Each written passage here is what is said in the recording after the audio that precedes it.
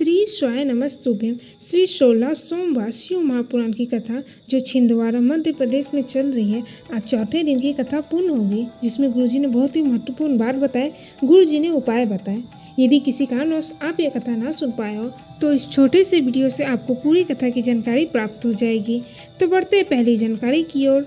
अपने जीवन में अपने कर्म को प्रधान मानिए। यदि अपने कर्म को श्रेष्ठ मान लिया तो ये निश्चित है परमात्मा भी तुम्हारा साथ देना प्रारंभ कर देंगे। आपको स्वयं मेहनत करना पड़ेगा, आगे बढ़ना पड़ेगा। बढ़ते हैं दूसरी जानकारी की ओर। गुरुजी ने कहा, कई लोग कहते हैं यदि शंकर जी है, नारायण है, ब्रह्मा जी है, यदि परमात्मा है तो उन्हें बुलाने की जरूरत क्यों पड़ती। गुरुजी ने कहा, जैसे माँ अपने बच्चे को वाणी सुनने को तैयार रहती है, उसी तरह भोलेनाथ आपकी वाणी सुनने के लिए तैयार रहते हैं। ये पुकारे बिना बुलाए केवल दो ही आते हैं, पहला बीमारी, दूसरा भिखारी। इन दोनों को कोई नहीं बुलाता, फिर भी चले आते हैं। भगवान को बुलाना पड़ेगा, आवाज़ लगानी पड़ेगी। जब हम किसी का नाम लेकर बुलाते हैं तो जरूर आता है। बढ़ते हैं तीसरे जानकारी की ओर। गुरुजी ने कहा, एक पानी का कुआं, हैंडपंप, एक मंदिर, शिवालय, एक वृक्ष, ये तीन चीज़ें ऐसी है, यदि आपने कुआं, तालाब, हैंडपंप लगवाया है, जितने लोग पानी पिएंगे, जितने लोग का गुजारा होगा, उतना पुण्य आपके खाते में आता जाएगा। यदि वृक्ष आपने लगाया है, उसकी छांव में कोई बैठा, वृक्ष का फल किसी के काम आ गया तो उसके नीचे जितने लोग बैठेंगे उतना पुण्य आपके खाते में चला जाता है।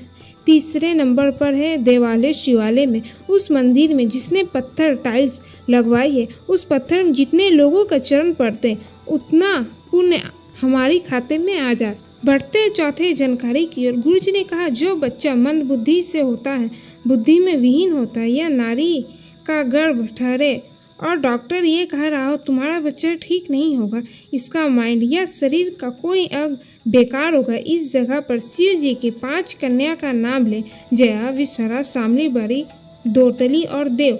बेलपत्र के बीच वाली पत्ती पर लिखें।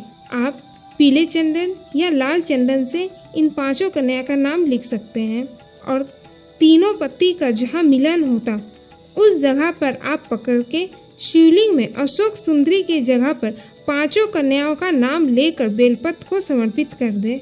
गुरुजी ने कहा, ऐसा करने से जो बच्चा जन्म लेगा वो कभी माइंड से खराब नहीं हो सकता, वो बुद्धि से प्रबल ही होगा। बढ़ते हैं 5वीं जानकारी की ओर।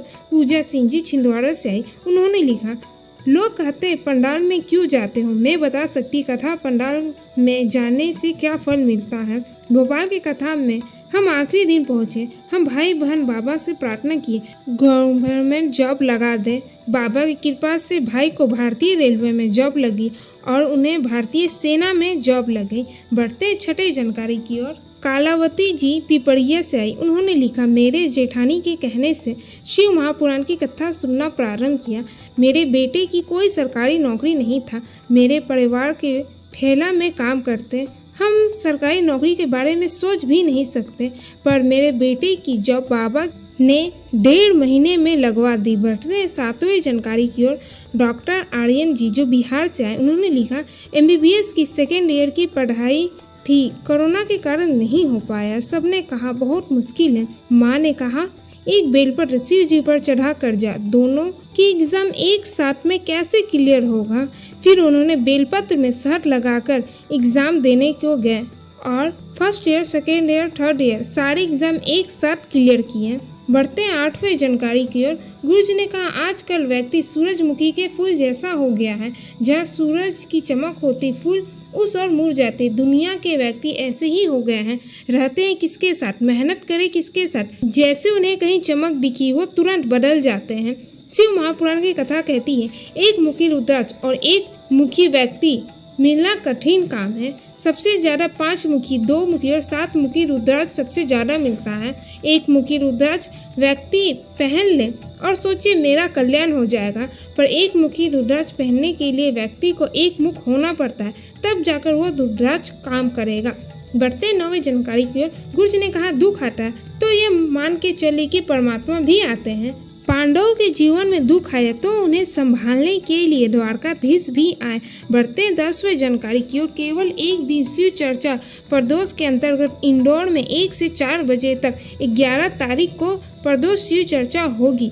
ये कथा टीवी पर नहीं आएगी। बढ़ते 11वें जानकारी की ओर।